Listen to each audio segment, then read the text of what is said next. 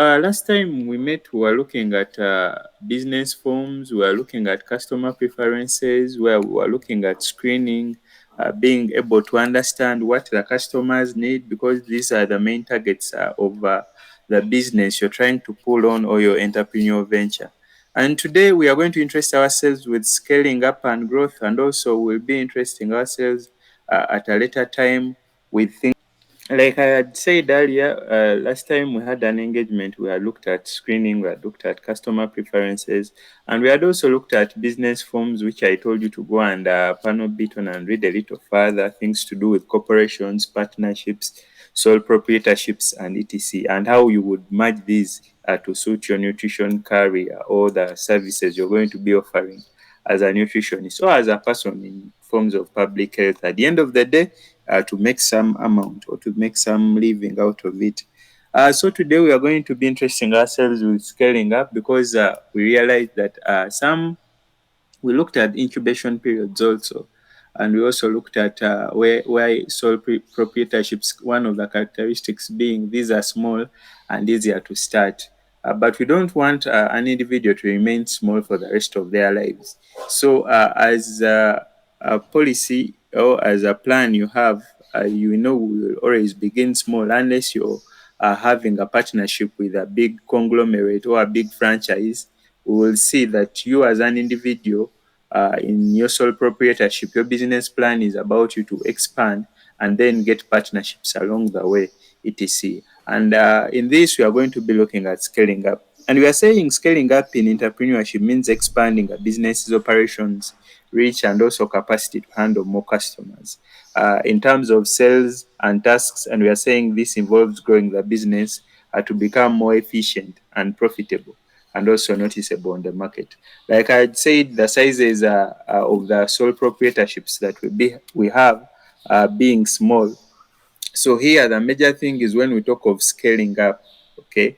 When you scale up something, you're trying to expand, even if it is in form of a research. Sometimes in research we have what we call pilot studies. Once we do a pilot study and find that it is visible, we find that the intervention we are putting forward to the people is feasible, then we go on and scale up. If it's a project, for example, the government does this, it starts with maybe if we have 100 districts, we'll begin within one district. Then at the end of the day, I will graduate and go to other districts. That is what we term as scaling up.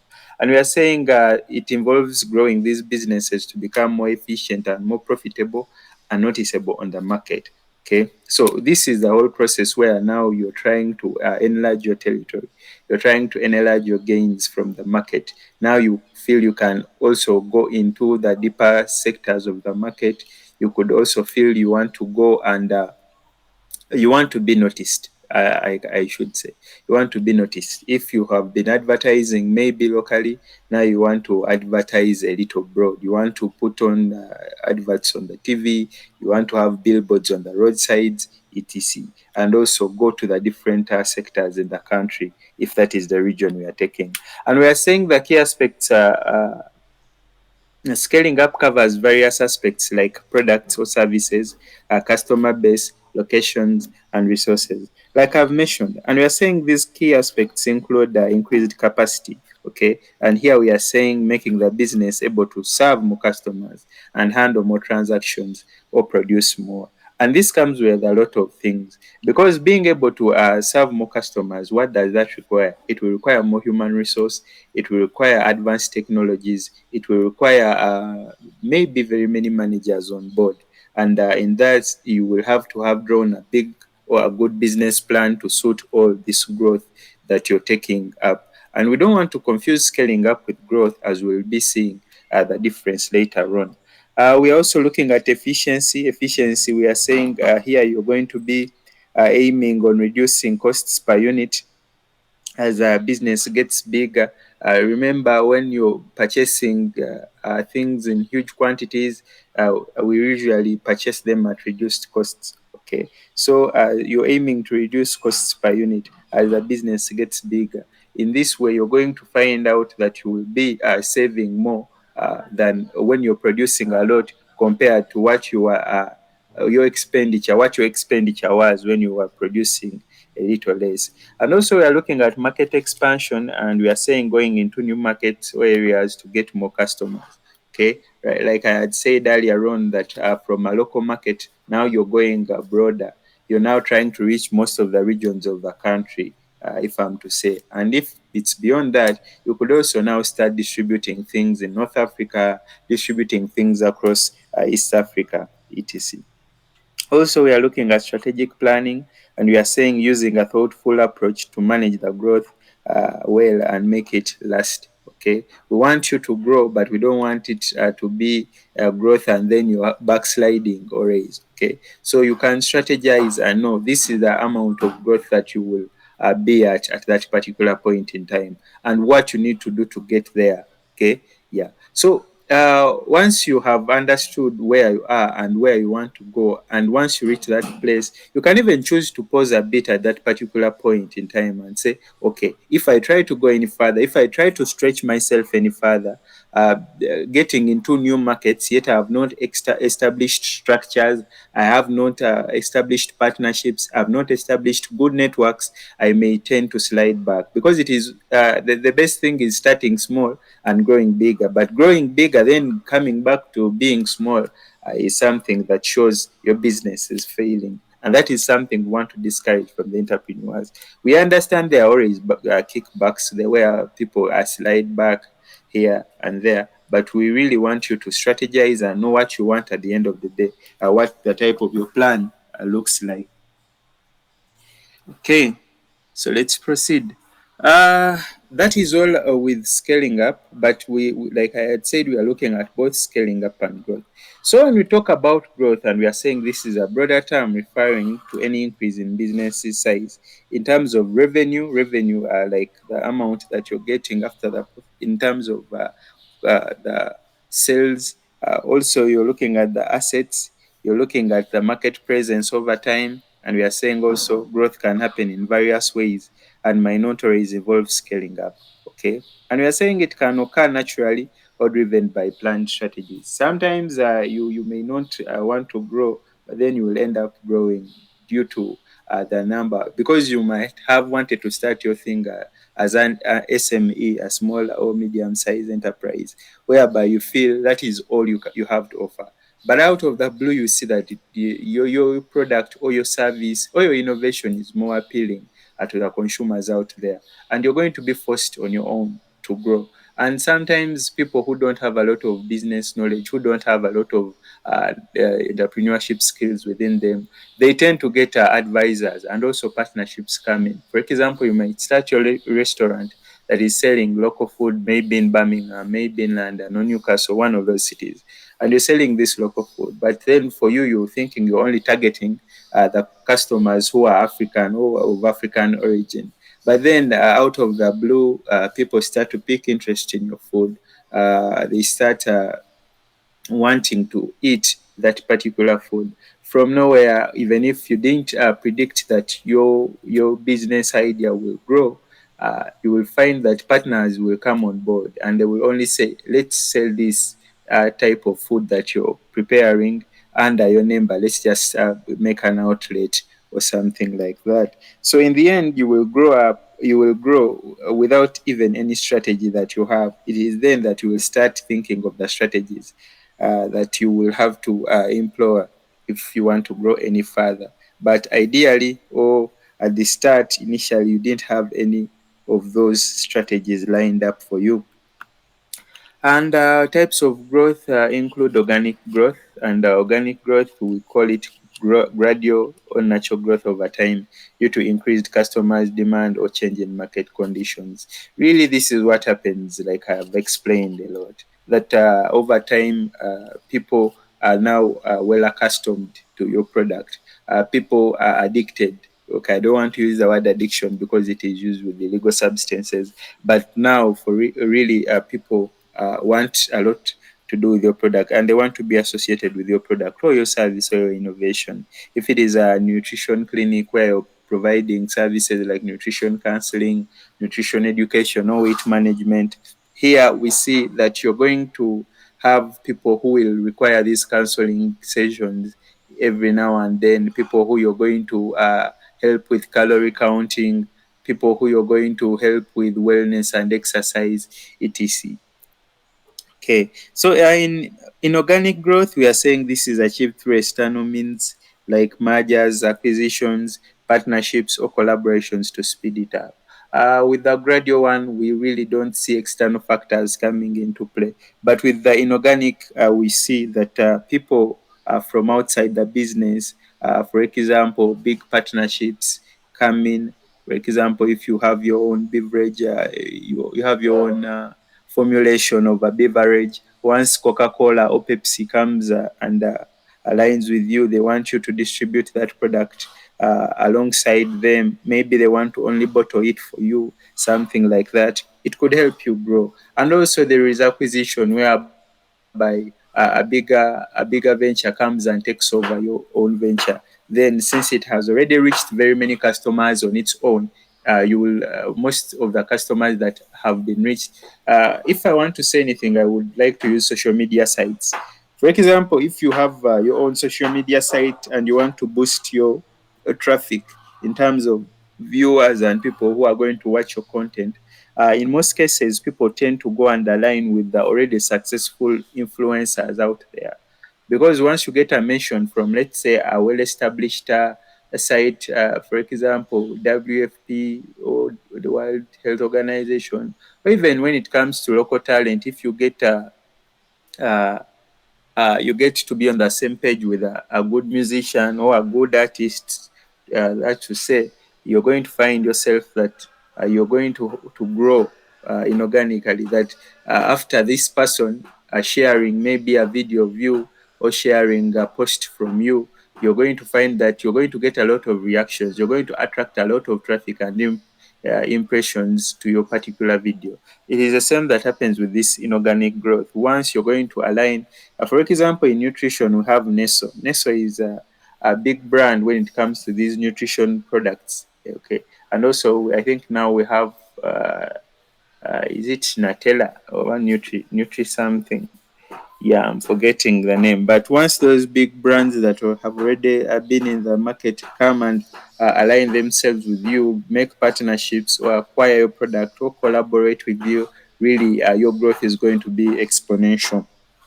Okay, and we are also looking at horizontal growth. And in horizontal growth, we are looking at expanding by adding similar products or services or entering related markets. Okay, yes. In this horizontal growth, really you're trying as much as possible to remain within the same field of what you're doing. For example, if it is nutrition counseling, then you're going to add also nutrition education, going to those schools and having those small talks with the pupils or the students who are in the schools, things like that. You will be called here and there to do those counseling sessions and the education sessions. And in this horizontal growth, we see that also, there are related markets that you want to enter in. However much you're selling nutrition products, but still you would also be giving the nutrition advice. Okay, so it is the same market or it is a related market. It's not that the people you're giving nutrition advice or counseling to will purchase the nutrition product you're trying to sell to them, but still you're selling them that service at a consultation fee that you will come up with. So really that is horizontal growth. And well, when we talk of vertical growth, here we are saying you're growing by integrating into supply chain and the distribution network, either upstream or downstream. Here you're looking at you're still maintaining what you've been producing or the service you've been giving, but now maybe you're going towards the supplier level or the downwards towards the customers level and trying to make sure the customers have a lot of what you're trying to sell to them, or becoming a supplier you your own self and giving fellow suppliers your product to be supplied. Finally, we'll also be looking at diversification, and diversification, like you hear the name, you're trying to enter entirely new markets or industries that are not directly connected to the current business. Okay, yes. For example, if you start selling your nutrition services at car shows, okay, For example, you could go to those car shows where people are showcasing these vehicles and try to also put in that nutrition information out there that people should not live a sedentary life. Once in a while, they should go and watch what they are eating, because since they are already seated and traveling in cars, that means they are not making a lot of exercise, etc. So you could phrase up something well and go and try to sell it out there to a market that is entirely new. And in this case, you will start to see growth happening. And this is what we call a diversification. Okay, so what are the strategies for scaling up and growth? Here we have market expansion. Okay, here in market expansion, we are looking at you identifying new geographical markets, okay, or customer segments that offer growth opportunities. Yes, I think this is self-explanatory. If you've been selling things in Juba side, maybe go a little up north. Okay, yeah, and look at the new geographic markets and also customer segments that offer these growth opportunities. Product diversification, we are looking at you developing a new product or service to expand your offerings and appeal to broader customer base. Okay, if it is for the children snacks, you've been making snacks for only children, try to make snacks for the parents as well, because it is the parents that are going to come and buy the snacks for their children. But if you have something for the parents too, then still they will come and buy for the parents and for the children as well. And this works with anything you want to do, because you have to look at who is purchasing. However much the children like what you're you're showcasing, or the product you're putting out there, the final seller is within the hands of the parent. Okay, so if even if a child likes that particular item, but then the parent does not buy it, then that liking is, I don't want to say useless, but it is of no gain. Okay. Yeah. So that should be also looked at critically when you're looking at developing new products or services to expand all your offerings to appeal to a broader customer base. Okay, do something for almost everyone. That is what different markets are doing these days. They are trying to, as much as possible, say there is something for everyone. Even if it is the TV shows, they are trying to have kids shows in the morning, then they have soaps in the afternoon for the mothers or the stay-home mothers, etc. Then in the night, they will have the news bulletins for the men who have come back from their normal day's work, etc. Okay, so in franchising, we are saying consider franchising your business model to rapidly expand and with help of independent operator. Okay, franchising, you're trying to create outlets here and there. I think that is all with franchising. And strategic alliances and partnerships, we are saying collaborate with other businesses to access their customer base or complementary resources. And this usually works, but it comes at a cost, because once people have gained their customer base, it is not easy that they will let you into it. But it comes with a lot of pleading. Sometimes it even comes from a fee. For example, if it's, let me use a live example of musicians, a leading singer or a band that is making a lot of money. Once you want to do a collaboration with them and you're starting artist, it is always very difficult. You cannot just go and access. I don't know who the biggest artist is in South Sudan, but I know that guy who sang Gundo Circuit, that guy called John Frog. If you want to go to John Frog and request for a hit, for a song with him, since he already has his customer base or his consumers of that particular kind of music, it will be really hard. Okay. But once you get the opportunity of doing a song with him, people will start seeing you, and actually that the strategy will work for you, because now you're aligning yourself with someone who has been already uh, successful, let's say, in that career. Same thing here, aligning yourself with individuals that have already done things already, and people that the market are well aware of. It would be good for you and also the business that you're leading. Okay, and also we are looking at mergers and acquisitions. Like I had said, here you're exploring opportunities to acquire or merge with other companies to grow quickly. if you see you need to grow quickly, you will still do the same thing. It's more of related to aligning yourselves with already the successful. Efficiency and process improvement. Streamline internal processes and operations to handle growth effectively. Okay, and this comes with a little challenges for the small and medium enterprises, whereby if, for example, you've only been producing, let's say, 20 cartons, once someone, a consumer, asks for 100, sometimes it is challenging to you. You don't have the inputs and the resources in terms of human resource, in terms of technology and labor to do all that. So what happens is, sorry about that. What happens is you will have to have your internal arrangement with you that in case of growth, what should I do? Okay, people have that tendency of not seeing growth happening to them, and I think these are what we call windows of opportunity. Okay, a window of opportunity will close on you because you have failed to deliver. That one particular client who asks for 100 cartons, once you don't meet that target, they will feel you're incompetent and you cannot deliver according to what they expect. That means they won't give you more connections or other people to go and give the same service to. But once you have these strategies in place, you people have even not yet thought of contract financing. Yet it is also something that could help you in making sure that you're efficient and also with process improvement. Because we agree that you're a small or medium enterprise, but then that doesn't make you fail to acquire money. Okay, money in terms of the finances you require to run a business. Okay, yeah. So also we are looking at financial planning. In financial planning, we are saying secure adequate financing to support expansion plans while maintaining financial stability. This is what I'm looking at. That have a lot of financial knowledge on what to do when a lot is required from you. Okay.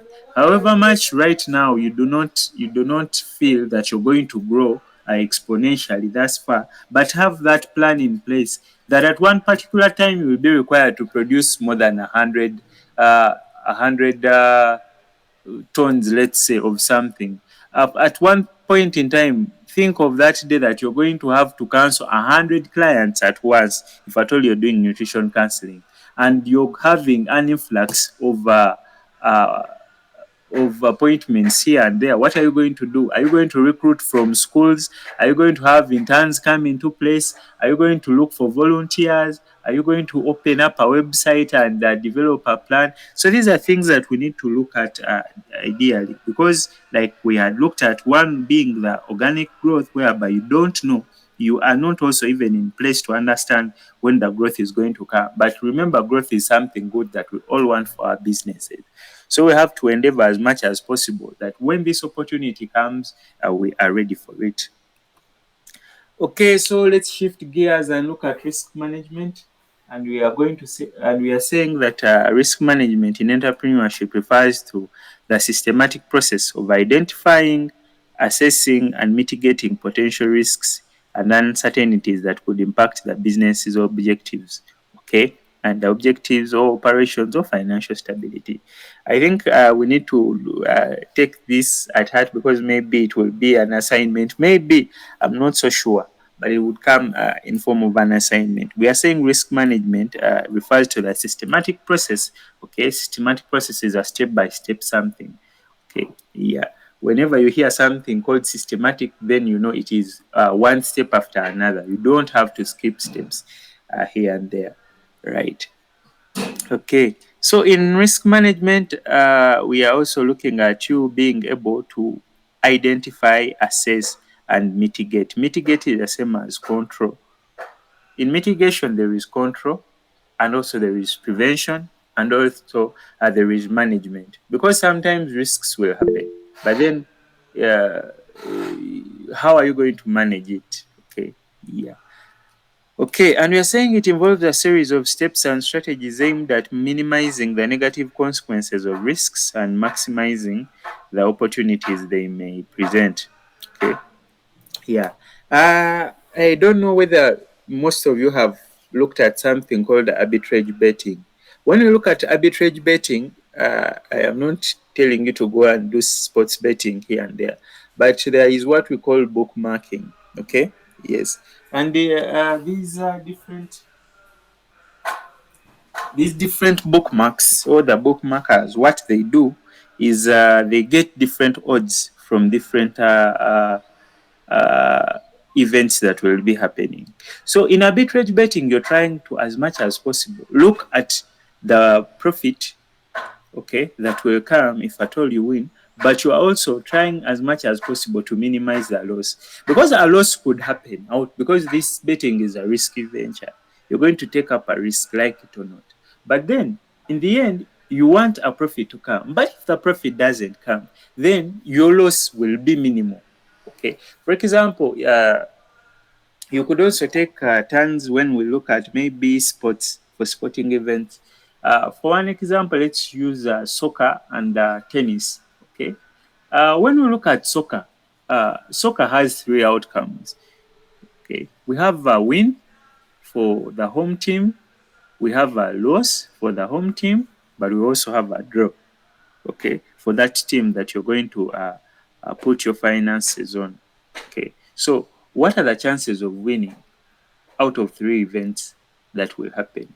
So once you choose one, that means if you choose, for example, a win, that will be at I think a 33.3% chance of happening, because we still have two more chances that you've not accounted for, a chance for a draw and a chance for a loss of that same team. But when you look at tennis, for example, tennis doesn't have a draw in it. Okay, it is either a win or a loss. So you see that the chances of winning in tennis are more compared to the chances of you failing to get a profit when you're betting on soccer. I put a disclaimer at the start of this that I'm not encouraging anyone to go and do betting, but it is something that I'm trying to drive the point home with. When you go to do, when you place money on a tennis match, at least you have a 50% chance of winning. Okay. Whereas when you put money on a soccer match and choosing one of the options, you only have a 33% chance of winning. That means the win you're going to get from tennis could come easier, the profit, compared to how it comes in the soccer. So when these strategies that we employ to look at the risks and see that if there is a risk, if any, it will be minimal. Okay. And if the profit is and if there is a profit, then I will have to maximize the profit. That is crucial for what we call risk management. Okay, so risk management is also a crucial aspect of entrepreneurial decision making and is essential for ensuring long-term success and sustainability. Like we'll see further on that these risks will keep coming. Okay, there is no day that you will step out in the market and the risks won't be present. Risks are also now part of our day-to-day engagement, so you will have to every day pay attention to what comes in as a risk. So the steps in risk management, we have one, risk assessment. Okay, and I think this could be also coupled with risk identification.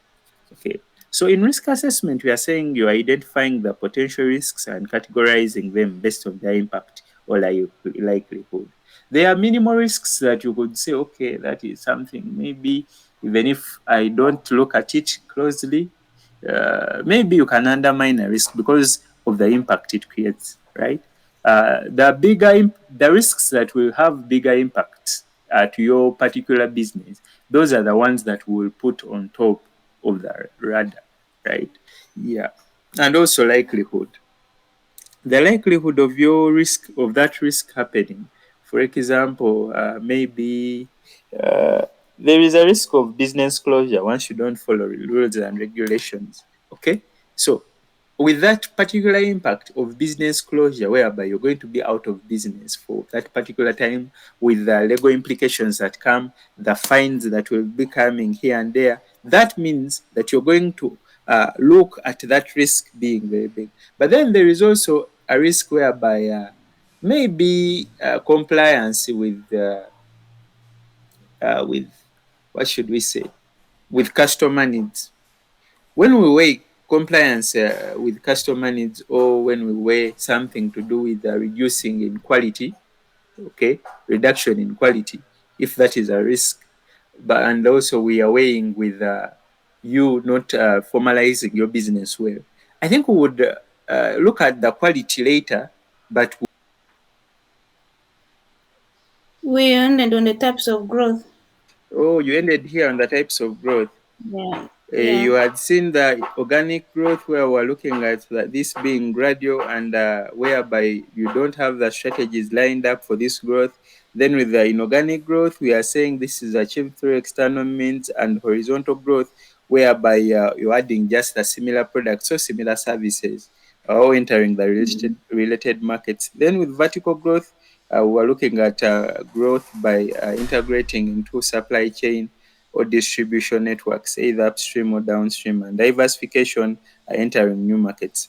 We looked at the strategies for scaling up, where we are looking at you identifying new geographical markets and customer segments that offer these growth opportunities, and also product diversification, really, where we are looking at you developing the new products or services to expand offerings and appealed or to the broader customer base. Franchising, whereby we are looking at you having those outposts also merging with partnerships and also strategic alliances, as we had seen. We looked at acquisitions, whereby you may be merged with a bigger brand, like when we talked of those at CTC, and also the efficiency and financial planning, where we looked at you being able to meet what the customer requires from you, so that these will become your networks later on and provide feedback or good recommendations and reviews to the other people who want to carry out or transact businesses with you. So here we're looking at risk management, and where we say this is a systematic process of identifying, assessing, and mitigating potential risks and uncertainties that could impact our businesses. And here we are looking at this being also a series of steps that people have to take in consideration on, and also saying that it is a crucial aspect of entrepreneurial decision making, and it is essential for ensuring long-term success and sustainability of a business. And we had looked at the first step being risk assessment, where we said risk assessment. Here we are looking at identifying, okay, the potential risks and categorizing them based on their impact and likelihood. So this is where we were, and we are saying that according to how big the risk looks like, you will put priority on a risk that causes a big impact, be it negative or positive, let's say, to the entrepreneurial venture that you're having. Okay, where we brought up the issue of quality and the issue of regulations, because with the impact of regulations here, we see that at the end of the day, you know, you're going to be out of business. But issues to do with quality, maybe we lose customers here and there, but still you might remain afloat, and it is something that you can come to back later and try to work towards increasing the quality of the services or the quality of the product that you're offering to the customers, ideally. But with the issues of regulations, once you're out, issues to do with safety, once the health inspector comes to your place and they find that things are out of order, then what it means is you will be out of business for a very long time, in terms of also fines that will come. And also it will even affect the customers, because customers really want to conduct business with people who are legit. And being legit, one of the things that we had looked at earlier on in this module, we looked at you being able to abide by the laws and the governing regulations of the area where you're operating.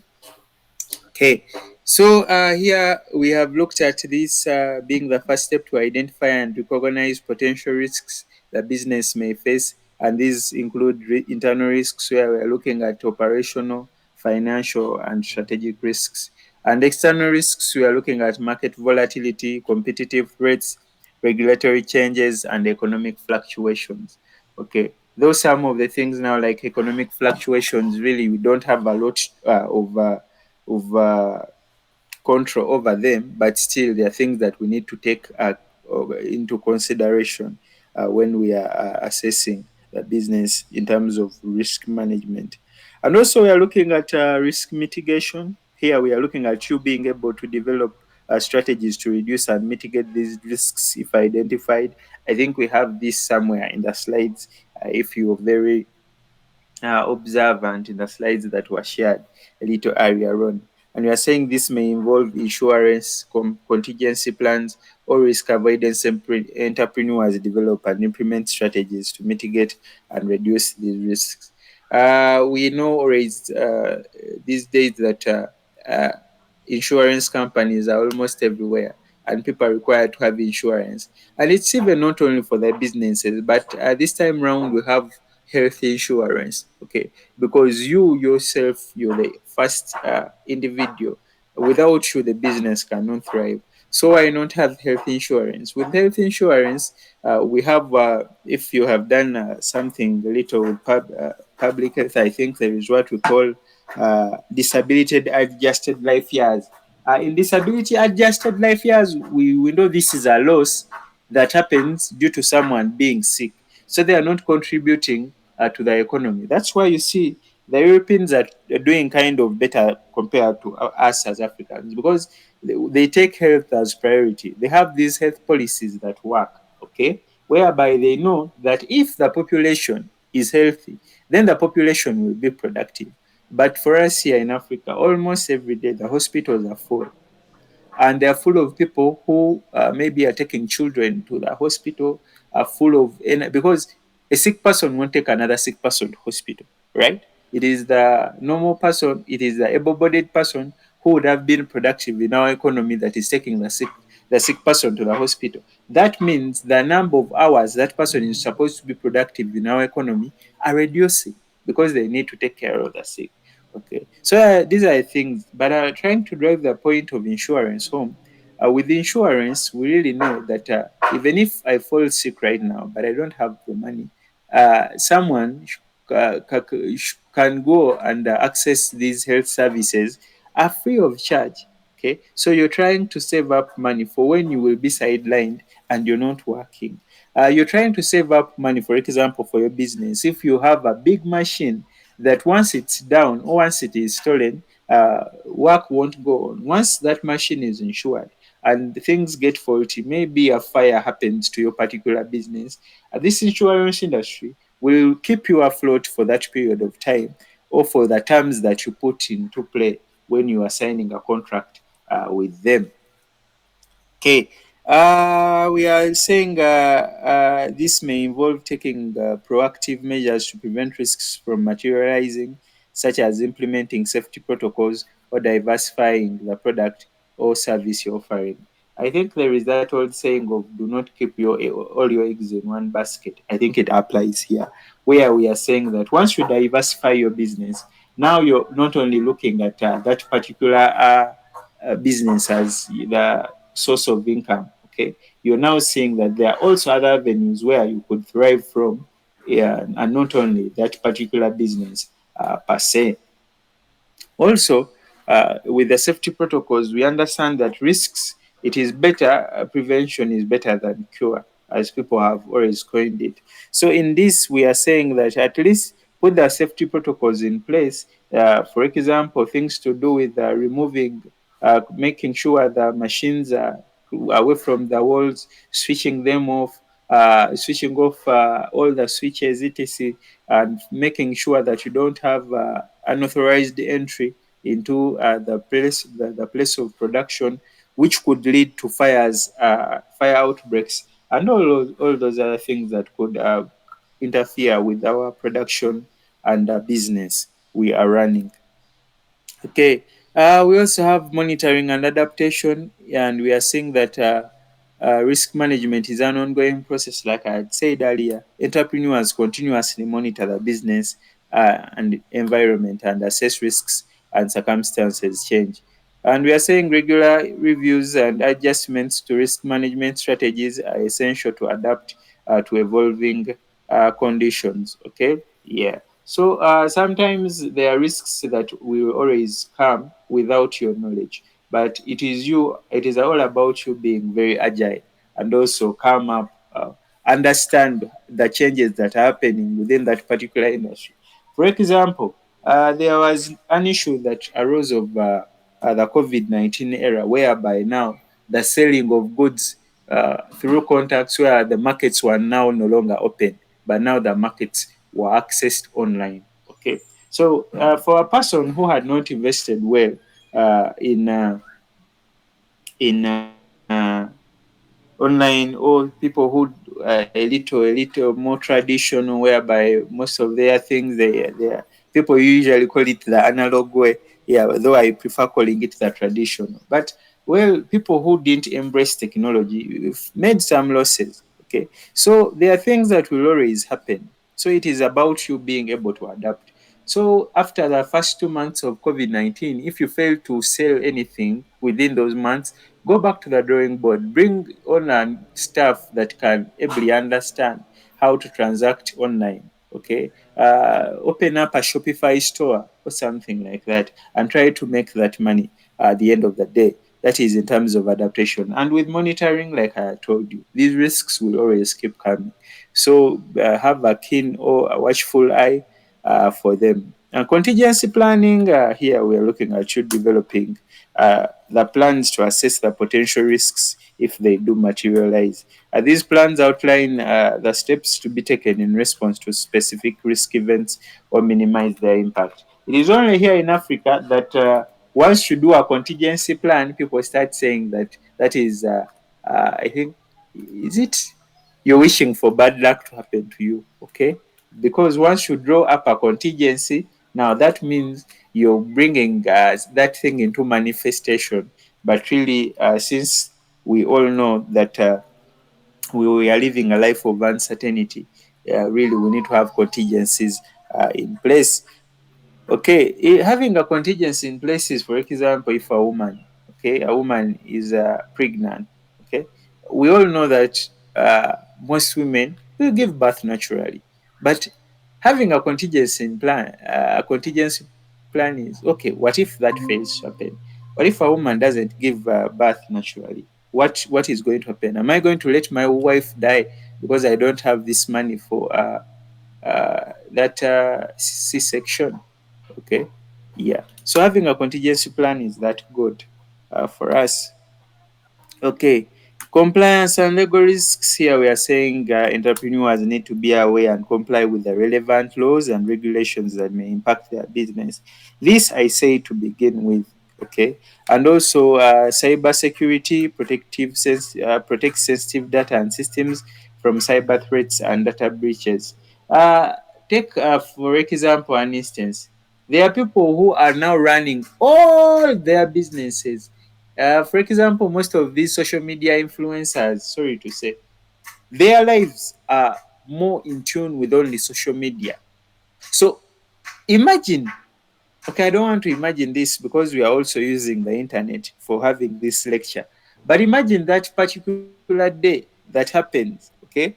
On that particular day, I'm not saying out of bad luck or something happens like that, and the whole internet blacks out, and we no longer have these networks. What happens? Okay, you see, some people now can't even visualize what would happen if the internet crashes, the telephone lines crash, everything digital crashes. Now we have gone back to the ATS where it is writing, sending messages, or even employing these doves that people used to employ. Okay, so it is always good to have this cyber security in place, because someone can wipe away all your following if at all you're in social media. Someone can wipe away all your customers if, let's say, eBay. Okay, for example, eBay, all the stores that have been put on eBay, all the that have been put on Alibaba, etc. Once someone does something malicious and they're all away, that is a big risk that will happen to them. And in the end, these people will have losses that they've not looked at. But this takes us back to contingency planning. What is the plan? For example, social media is down. What is the plan? Okay. What is the plan? What are you going to do? Have you created email lists already? That, for example, social media is down, but Google is not yet down. Maybe I have email lists that I can still send to people. Do you have those physical connections with people? For example, okay, they are out, but do you know how logistics work? These are things that we need to interest ourselves with if we want to grow as a businessmen and businesswomen. Okay, so financial risk management, we've said this involves managing financial risks such as currency exchange rate fluctuations, interest rate changes, credit risks, and liquidity risks to ensure the business's financial stability. Okay, you're not going to start telling us you're going to be increasing prices every time. Okay, every time the dollar goes up, you increase. Every time something changes, you increase. Every time the local currency drops, you increase prices. I don't think that is a feasible way. However, now we could look at putting always an allowance for the fluctuations in currency. Okay, though we are not saying still, but find that median exchange rate. Okay, and use that to set your prices, so that at the end of the day, with all the fluctuations that may be taking place, you're still safe that far. Okay, so I think, friends, we've looked at growth and scaling up, and we've, I think, exhausted a bit of that. Now let's shift gears and look at the entrepreneurial mindset, leadership, and social entrepreneurship. Okay, so an entrepreneurial mindset, we are looking at a set of attitudes, behaviors, and qualities that are characteristic of successful entrepreneurs. Okay, I know everyone knows that the entrepreneur who is successful at their place, okay, maybe locally or in the region or in the country. There are some names that are household names in entrepreneurship. Uh, okay, for example, I don't know anyone in South Sudan who is an entrepreneur. I'm sorry, but I think let's use the global known ones. We have Elon Musk, we have Jeff Bezos, we have the Zuckerberg, we have Warren Buffett. We have a lot of people, Bill Gates, etc. So maybe looking at those as entrepreneurs, we are saying these approaches, okay, uh, we are looking at this mindset being a way that encompasses the way these individuals approach challenges, opportunities, and innovation in the business world.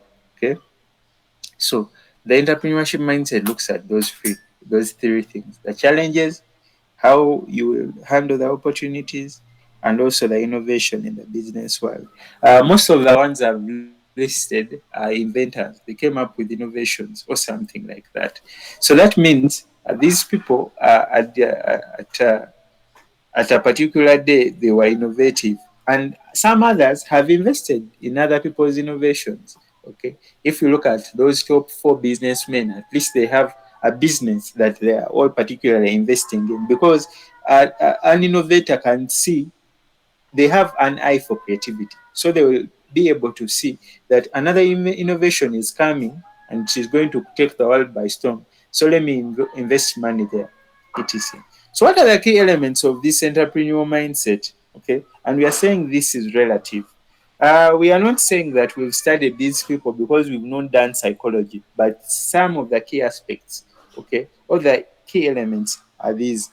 Creativity and innovation, like I had said, this is the ability to think outside the box and generate new ideas and find innovative solutions to problems. Like I told you time and again, for you to be creative, actually don't even think outside the box. Just think that there is no box for you to think outside from. And people think of things that are way out of this world. People will start thinking of planting on the moon, things like that. Of late, I think it is Virgin Galactic that is now doing tours out of space, whereby they are launching the rockets from aeroplanes themselves. The spaceship or the rocket that you're going to use to go and visit is launched from the aircraft. So they are reducing the costs of launching from the ground, all the combustions and etc. But now they are launching from space. So all the creativity that is always coming, like I told you, creativity is something that no one can take away from a human being, but it is about you to harness it and develop it further and put it in the physical realm. Okay, risk tolerance is also one, and we are looking at this being the willingness to take calculated risks and embrace uncertainty. Understanding failure is often part of the entrepreneurial journey. However much we looked at risk mitigation and understanding how far to risk, but in the entrepreneurial mindset, we understand that these people have understood that the bigger the risk, the bigger the profit. And these are things that always happen to them, but they take calculated risks. It's not that they will go for those risks that have not been calculated. However, some people lose a lot of money. For example, I think it was last year, Mark Zuckerberg, the owner of Facebook, lost close to 300 million within a day. $300 million, losing that amount within a day is, I don't know how many businesses in Africa have collapsed, but the man stayed afloat because of a risk that happened. I think most of these people didn't foresee that TikTok was coming. And once TikTok came as a social media site, and with the reels, because people understood the assignment that it is people's time is now precious, so people want to swipe away every now and then. Issues like that that came up to them, still they remain afloat. Okay, these are things that they didn't see. And in resilience, we are saying capacity to bounce back from these setups. Still, we could use the same example where he was able to bounce back when he created Metaverse, and also I think that it's called Threads, Instagram Threads, that tries to mimic Twitter, but it is also a social media platform. Hey, adaptability, being open to change, adjust strategies as needed, staying flexible in dynamic business environment. That is also key in the mindset of an entrepreneur. Proactive problem solving, here you're identifying and solving problems rather than waiting for issues to escalate. Okay. Fire the people you're supposed to fire there and then without you starting to compromise. Then later on, find that in your non government organization, these are people who are doing human trafficking of the refugees, etc. Vision and goal oriented is having a clear vision for the future and setting specific goals and developing a strategic plan to achieve these objectives. Still, maybe when we look at Zuckerberg, what Zuckerberg is doing in terms of connecting the world, there is something I think if you have done, I don't know. I really like these things of technology so much. That's why most of my examples dwell there. With the metaverse that he's constructing, he's trying to, because he knows people want, AI is taking over and people want to have a real experience of the world. That's why he's creating many virtual rooms as much as possible for people. Okay. And people are going to start buying things within the metaverse. So he's looking at maybe disconnecting people from reality. I don't know. I don't want to put any of that out there for you people, but you will go and pan a bit on it. Resourcefulness, ability to make the most of the available resources and find creative ways to overcome limitations. Customer focus, we are looking at prioritizing the needs and preferences of customers and being responsive to market feedback, which is very crucial. Some people think feedback is supposed to always be good. Sometimes feedback is annoying. Okay, you've created maybe your particular beverage, okay, or you've started that shop. Uh, Maybe it is selling nutrition product, but then in the evaluation, you want everyone to say whatever you're doing is good. Sometimes this positive criticism is a reason for growth. And actually, if you look at almost all the successful people, they will tell you that they've been denied very many times. Okay. And once you're denied, you go back and try to prove people wrong. So in that attempt of trying to prove people wrong, you're developing better and you're also going to sell yourself better. Consumer continuous learning, a commitment to ongoing learning and self-improvement to stay current in a rapidly changing business landscape.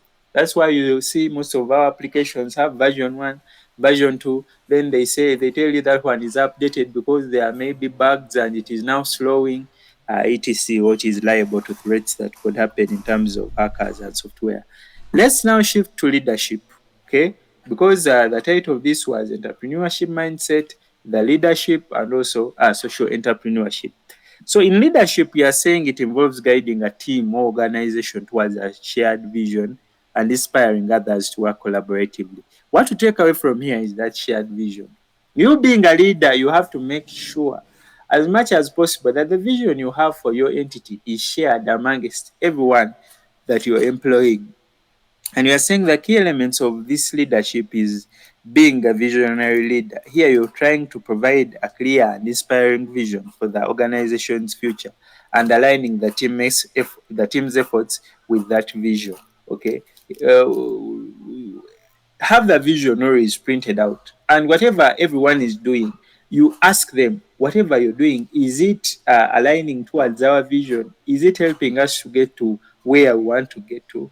Yeah, if you want to be the leading distributor of whatever beverage it is to East Africa or to Africa or to the whole world, so see what the managers are doing and ask them whether they are doing it towards that vision of you being able to provide the beverages for the whole of Africa. Risk taking, being willing to make strategic decisions that take calculated risks. This is also something to do with leadership. Surely, an entrepreneur, these leadership elements will help you a lot. Effective communication, communicating the organization's goals, expectations, and strategies clearly to team members, stakeholders, and partners.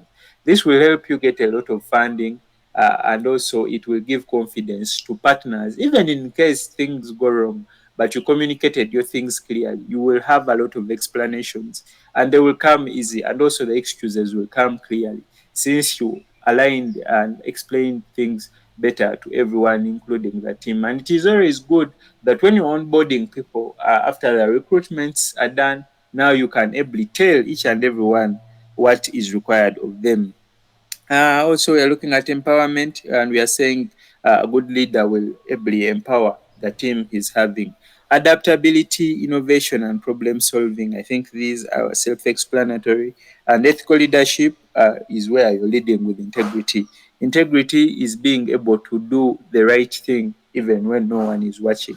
You, as a leader, you have a commitment to social responsibility. And we are saying both in business practices and in interactions with stakeholders, tell them the truth, because you also don't want to be deceived too that the business is doing well, yet it is not doing well. So at the end of the day, be always open and tell the people you are leading what is happening. If the team is going to be laid off because of financial constraints, explain this better to them and tell them that once the finances resurface, they will be given first priority, etc. Team building, nurturing a diverse, motivated, and cohesive team that collaborates effectively to achieve the organization goals. Friends is the only resource that we have that we don't have control over. Once you have a high turnover, you're going to incur a lot of costs in training, rather than if you had built your team well and these people are not leaving the job. That means these particular people still will provide a basis for you to develop further and also realize the organization goals.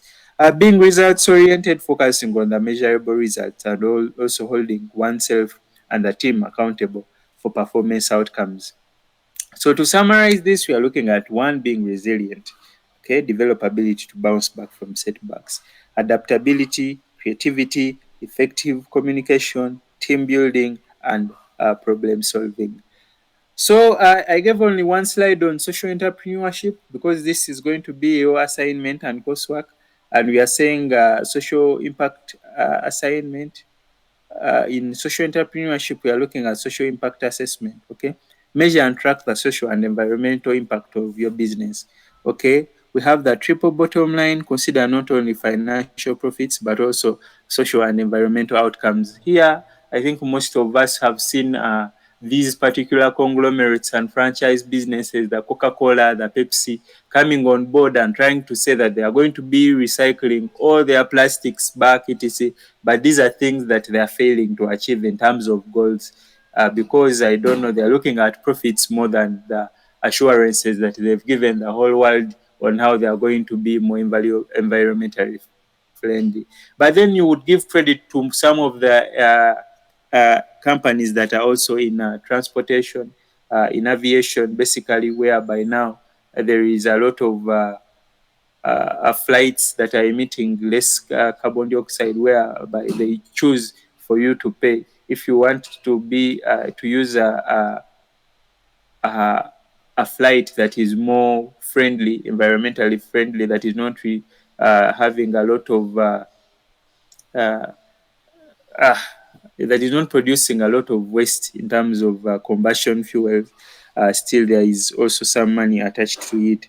We're also looking at sustainability, implement sustainable practices in your business operations and supply chain, and social responsibility, where we are saying engage in philanthropy, community engagement, and ethical sourcing. That's why you see, even if Bill Gates is the founder of Microsoft and Microsoft is making a lot of money here and there, say they have the Bill and Melinda Gates Foundation, though there are issues to do about vaccines and etc.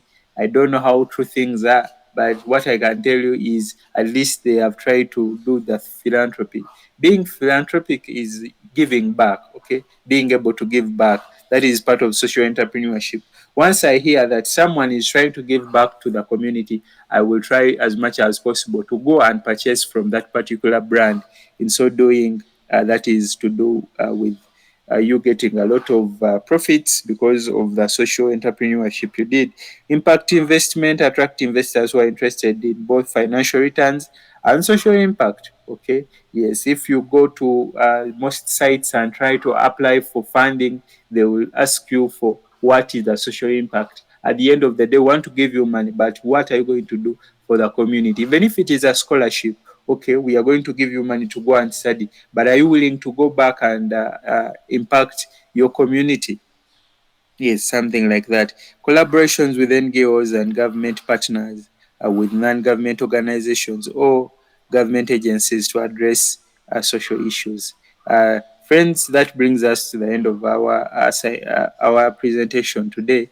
Though here we have a small assignment of describe how you would use your knowledge of social entrepreneurship in nutrition in a nutrition-related business. This should be not more than 3 slides, not more than actually 3 pages. Okay, yes, and we'll agree on a date when you will have to produce this assignment. So that brings us to the end of this presentation, unless we have a question.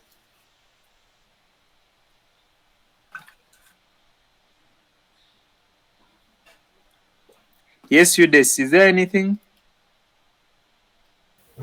No much question, but thank you for the presentation. It has been nice. I understood something, though I came late and my network was so disturbing. Okay, it's fine. I think The question is about this assignment. So are we going to submit it or? Samuel will I think deliberate on that surely. I think Okay. he's the course leader or the administrator for this, but that's the assignment for this course. Then maybe the exam will come in later on.